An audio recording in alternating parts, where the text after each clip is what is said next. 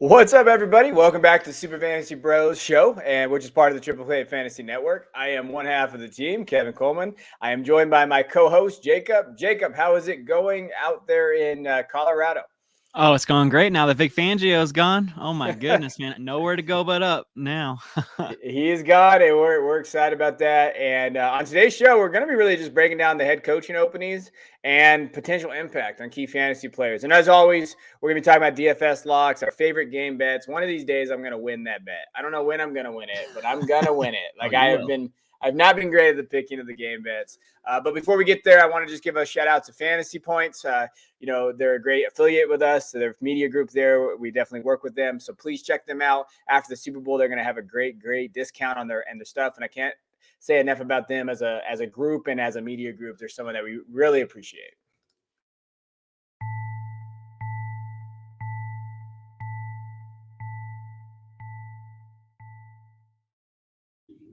All right. Well, let's jump into it. Who do you want to talk about? So we're going to go through some of the NFL teams without a head coach. We don't know if we're going to get to all of them, but I think I know where you're going to head. But where do you want to go with this one? Let's kick it off with the Denver Broncos, guys. All right, Vic Fangio, ding dong, the witch is dead. All right, he is gone. All right, no more defensive coordinator trying to impersonate a head coach. All right, now the Broncos are on the up and up. They can actually hire someone who can call a timeout at the right, like who can actually manage the end of the game, can call a timeout, can throw a challenge flag, actually get a guy here with some experience. And word in Denver is that they have compiled a list of 10 people. All right, with Dan Quinn, your guy Kevin from the Cowboys, Doug Peterson, and Eric Bieniemy leading the candidates. All right. And as a fan and a fantasy football enthusiast, I want to see them hire an offensive guru or at least a coach that has experience with a high-powered offense. And Eric Bieniemy and Kevin O'Connell, the offensive coordinator for the Rams, fit that bill. All right. Our GM, George Patton, wants a leader of men. So he wants a coach with experience, success, and someone who can command a room. All right. And to me, Dan Quinn and Doug Peterson fit that bill. All right. Dan Quinn has been to a couple Super Bowls. All right. One with Seattle as the defensive coordinator and one with the Atlanta Falcons as the head coach. And even though Dan Quinn is a defensive-minded guy whom I kind of want the Broncos to steer away from, he would absolutely change the culture here in Denver. All right. He could change the culture. He can command a room and lead this organization. All right, Dan Quinn isn't an exciting option for fantasy, but the hope is that he'll bring over what he's experienced in Seattle, Atlanta, and Dallas and guide Denver's offensive coordinator into a creative offense instead of this garbage offense that Denver has been producing since Peyton Manning left in 2015.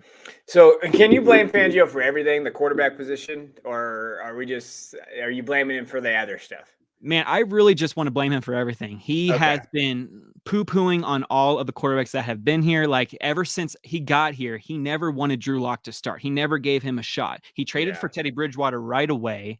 And, he wasn't interested in guiding a young quarterback. He didn't want to develop a rookie, He said, no, I want an experienced guy because I am a defensive guy. I can guide this defense to a Super Bowl. So just give me a Teddy Bridgewater. Just give me a game manager. And that didn't work out so well because Teddy Bridgewater isn't good either. So, it was just about time for Fangio to hit the road. It was time. So when we're looking at the job, like I also saw Nathaniel Hackett at the Green Bay's offensive coordinator get his shout out there. I really feel like they're going to go offense just because of what happened with Fangio. Like I know, when you're looking at that, you're making me cringe because you're talking about Fangio, and all I can think of is Mike McCarthy and my coach and how he doesn't know how to call timeouts, and he doesn't know it. Like it's the same guy. It's just we have a little bit of a better quarterback than you guys have had. So let's look at their fantasy value because I think that the Broncos have the most fantasy relevant guys on their roster. Fant, Judy, Sutton, Javonte, Gordon. We don't know what's going to happen with that. When you're looking at it, if I had to have you pick one guy, just one guy in that offense you're buying, who is it? Who I am buying? I'm going to absolutely buy Javonte Williams wherever I can, even though he's Okay. going to be he is going to be expensive as all. But it's Cortland Sutton and Jerry Jeudy. You know, like I would try to buy up those shares because you know that they're going to be cheap, especially Sutton because he's already 26 years old and people think that's old in Dynasty. So I would definitely try to buy Sutton because if the Broncos actually hire an offensive guru, and let's say they do hire offensive coordinator Nathaniel Hackett from the Packers, Aaron Rodgers would be more inclined to come over here to Denver, you know, since he has a familiar OC with him. And if Rodgers comes here, then that will only boost, you know, Cortland Sutton, Noah Fant, Jerry Jeudy. So I would definitely try to buy low on Sutton. I feel like he's going to be dirt cheap. And I know that you, Kevin, in all of our mock drafts for Triple Play Fantasy, you have been drafting Sutton late and saying, I am just banking on a quarterback change in Denver, which I can assure you that will happen this offseason. I don't want to talk about our last mock. I did not do well. I was looking at it today and I wanted to throw up my mouth. But no, I agree. I think when you're looking at those prices, Judy's still getting valued as a very top high asset. So interesting. It's weird because when you look at kind of where Judy's at, I think everybody's just based on potential. I like Sutton play, but you know what's going to happen. You know that they're going to get like Jimmy G instead of Aaron Rodgers. Like, it's going to be something like that. Like, but we'll see. I mean, if I was buying him in that offense, if it wasn't the running backs, obviously Javonte's a stud. You know, secretly, I think Fant would be a sneaky play at the tight end position because we could see his value go up to the top 5 guy. And I think that would lead some positional advantage for your teams. But yeah, I agree. I think that's an interesting spot for those guys. I want to talk about one guy here. Thank God. Oh, man. And listen, I did see somebody talk about this today. Like, oh, these are people. And yeah, that's fine. But they're also making $30 million a year. If I was making $30 million a year, my ass wouldn't care if I got fired. Exactly. Like, and that's the nature of the beast, in my opinion. So it is what it is. I think, you know, when I'm looking at this spot, as far as like, who do I want at this spot? I think Brian Flores makes a lot of sense for Chicago. And I think that I love Flores. I made a joke yesterday that made some racist people mad about if Joe Judge lasts longer than Flores, that tells you everything you need to know about the NFL. But I was serious about it. Like, you know what? If that's the case, a guy like Flores should get more run. And Joe Judge just got fired like an hour ago or a couple hours ago. So we've seen that there. I think, you know, if Flores can come in, he's a very – you know, he's a leader of men kind of guy. He can definitely, that defense would be great under him. And I think that he could be a role model if he believes in Fields, which I don't necessarily know what the whole Tua thing was with him. But if Flores can kind of come in there and kind of solidify that and have that defense there, I like that. And I like that defensive personnel. And really, Flores is a guy for me, if he can get hired there, I think he can play a pivotal role in that club. And you're talking about a win now, guys. If Rodgers leaves that area, they bring in, he leaves the Packers. That division's wide open. I even think the Lions, with what they're building there, if they can have some more the draft picks, they can look good on offense. Like, that's a winnable division. Now, in that offense, I'm buying Fields all day. Yes. Mooney as well. But, you know, they're going to bring someone in. And I saw some things like, hey, I don't think Allen Robinson's coming back. But what about Juju? What if they bring in Juju alongside Mooney, and then you're looking at that offense being a little bit better? You got Monty there, and they can kind of use Fields. They'll probably draft a wide receiver, I'm assuming, and they're going to definitely get there. Like, I think that's a pretty interesting kind of lineup there. I wouldn't go reach on Mooney right now, but I do think that there's some value to be had in that offense. Talk about somebody who can be a leader of men. That is definitely Brian Flores. Like, he would command the respect of everyone in that locker room and all of the staff. Like, he would be a tremendous hire if Chicago can get that. Now, in terms of the fantasy value for Justin Fields, don't you think that an offensive guru would help him out more? Like, let's say offense coordinator Dabble from the Buffalo Bills, or just like an offense guru like that, wouldn't you feel more comfortable? Because Dabble has proven that he can take Josh Allen, who is a mobile quarterback who wasn't that accurate in his first year, and he turned him into a Pro Bowler. Wouldn't you want Justin Fields to have more of an offensive-minded guy? I mean, I think, to me, the talent, Flores can bring someone in there. I think their system worked well. He's shown that he uses RPOs really well with Tua. So if they're able to bring that over with Fields, I think that would help him if they're able to use him in that offense. I will tell you the underrated guy that I think that maybe they could bring in is Doug Peterson, Eagles coach. Look what he kind of did. I mean, hey, he won a title with Wentz and Foles as his quarterbacks, and he's a really good offense. You know, he fell off at the Eagles, but the Eagles were kind of a clown show. Let's be real there. Like there were some issues there with him at the end, and he had really problems with management.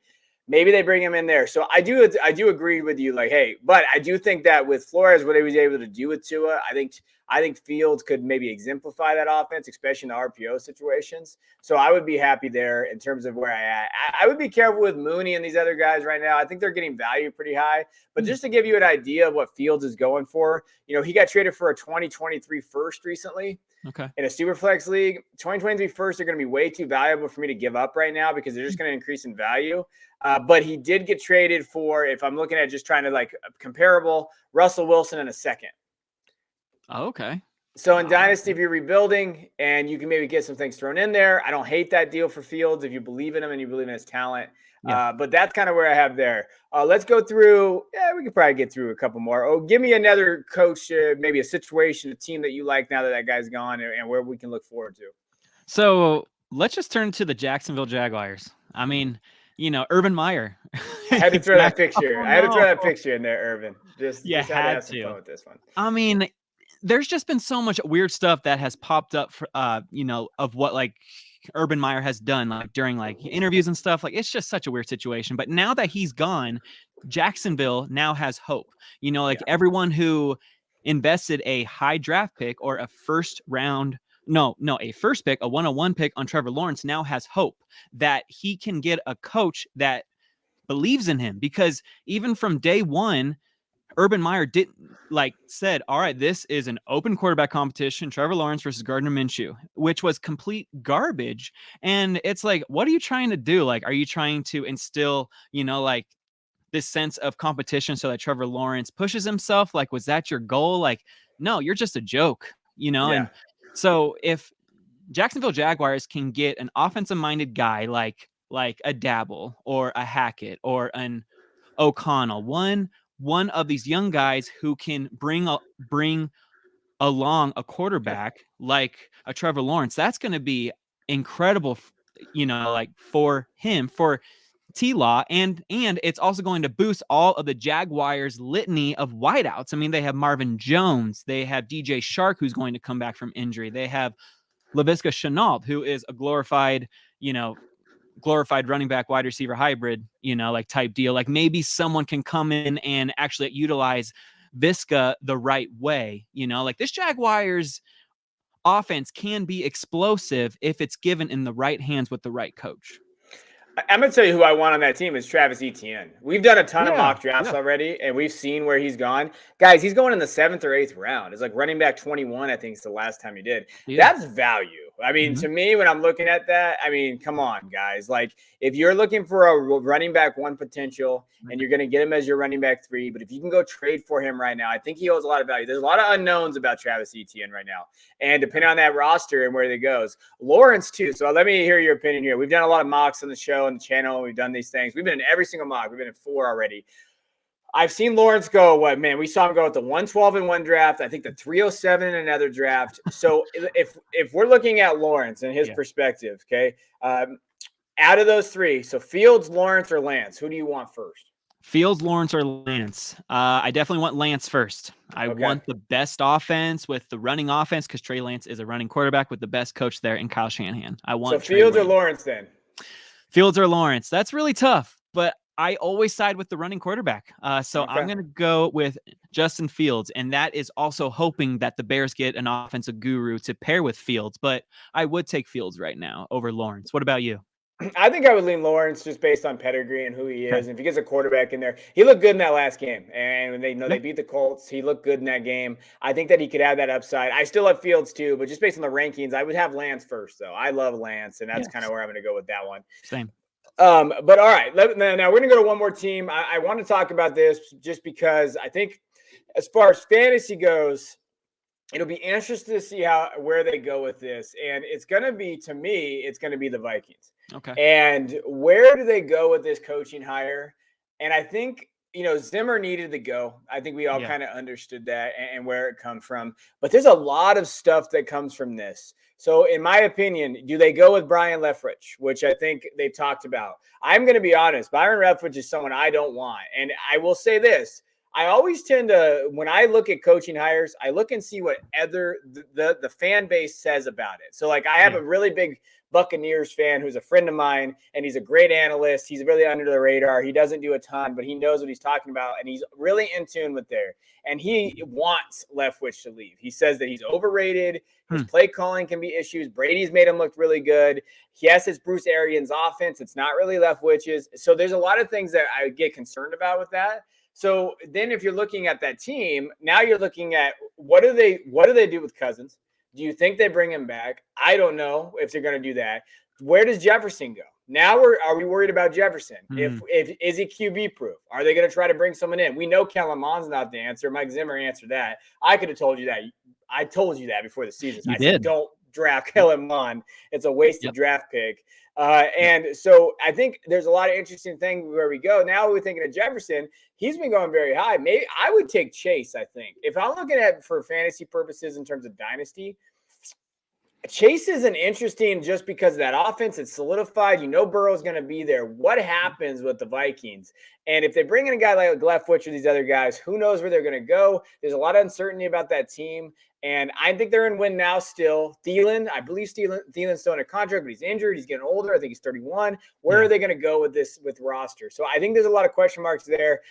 I think Zimmer's time was to go, but that is the most interesting hire because they're still technically in win now. Cousins still under contract. Do they move on? Do they trade him? I saw something interesting where they've been maybe trade him to Cleveland for a first to maybe back up Baker and push Baker in preseason. So I think there's some question marks there.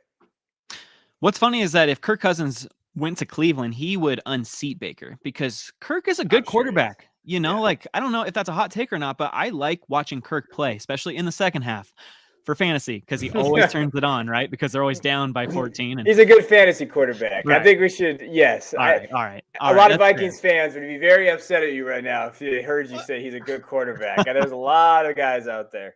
Okay, but who can come into replace Kirk that would be better than him that is available?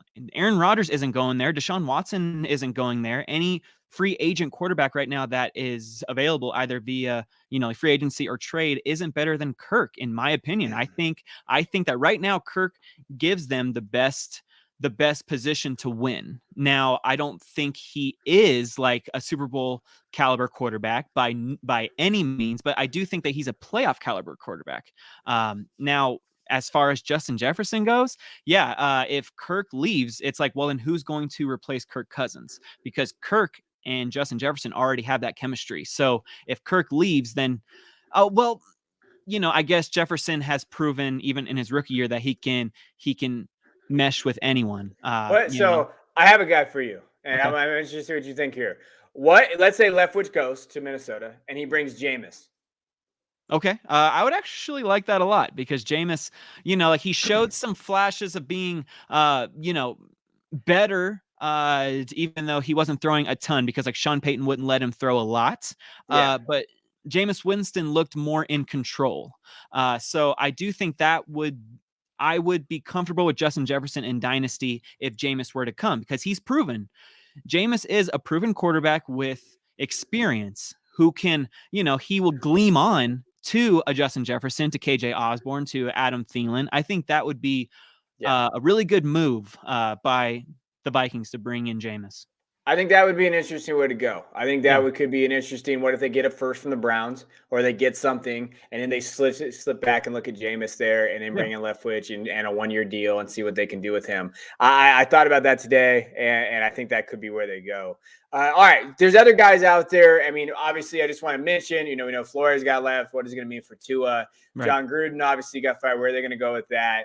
But we'll get to that at a different time. We want to talk about the major fantasy implications there. And we always want to give you guys your DFS locks and some of our game bets. So let's go with DFS locks first. Let's talk about this. I'm gonna let you go first. You're the betting maestro. I am struggling out here. So if you're listening to anybody these next two segments, listen to our guy Jacob.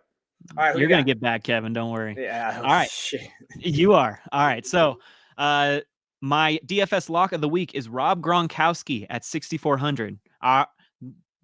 Sometimes you don't want to overthink it. All right. Gronk has been lights out over the past 2 weeks, averaging 10 targets for 7 catches and 126 yards. He may be the second most expensive tight end behind Kelsey, but I am selecting Gronk first and building around him. All right, playoff experience matters. And with Chris Godwin out and Mike Evans not at 100%, expect Gronk to get another 10-plus targets this week. Yeah, I don't think you can go wrong with Rob. I think especially with injuries, Evans is kind of banged up. You have all those other issues there. They're going to target him. Okay. Did you see the play that Brady came back into the game just so he could get his bonus? Yes. Gronk says, I need one more catch to get a milli, and Tom Brady says, I got you. Get you cool. Get you a friend like Tom Brady. Like that is man. It just gets you a friend like that, and that's just that's what you need to do. Exactly. All right, I'm gonna go with my guy, and I'm gonna go out on a limb a little bit with Devin Singletary here. $5,700. I like the price. I know that he's playing New England, and I know that he hasn't had the greatest games against New England. Last game, he had 12 rushes for 39 yards, but he did have that touchdown. Mm-hmm. But he had 6 targets and 5 catches. And so for me personally, I'm going to value play here, and he's been able to really, really come on late here at the end of the season. 110 yards against Atlanta. I know he had the Jets. He had 88 yards. He had touchdowns. I love the targets that he's getting. So I am going on a little bit with this, but I do like him as a value play so you can build your roster up a little bit differently.